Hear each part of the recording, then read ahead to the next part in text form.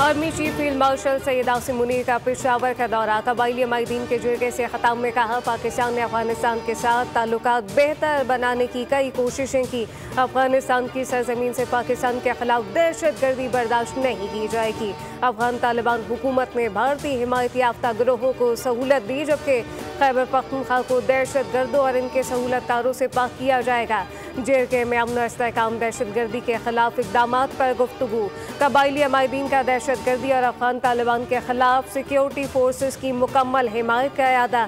Security forces और फितनल खवारिज और फितनल हिंदुस्तान की गुमराहकुन सोच को कबाइली माहिदीन में कोई पजीराई नहीं। आर्मी चीफ का कबाइली अवाम के आज़म और कुर्बानी को खराज तहसीन।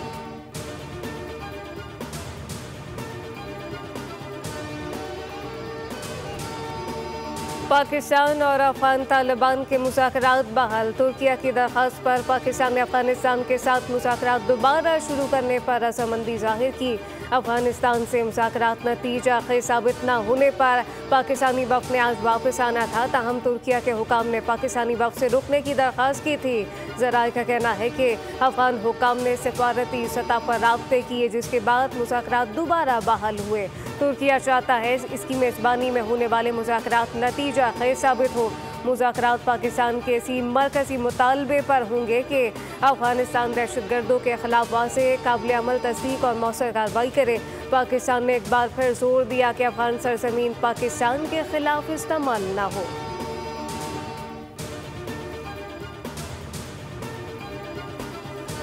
और पाकिस्तान के को तहबाला करने की कोशिश की गई तो फिर एंज है तो फिर एंज ही सही। वज़ीर दिफा हाजी आसिफ कहते हैं, पाक अफगान मुज़ाकरात में ऐसी कोई पेशरफ नहीं हुई जिससे ज़्यादा उम्मीदें वाबस्ता की जाएँ। जब तक अमन और एतमाद की बहाली ना हो तब तक तिजारत या दीगर मुस्बत पेशरफ मुमकिन नहीं। अगर वो ज़िद पर अड़े हैं या फिर हिंदुस्तान की प्रॉक्सी का किरदार अदा कर रहे हैं तो कुछ नहीं किया जा सकता।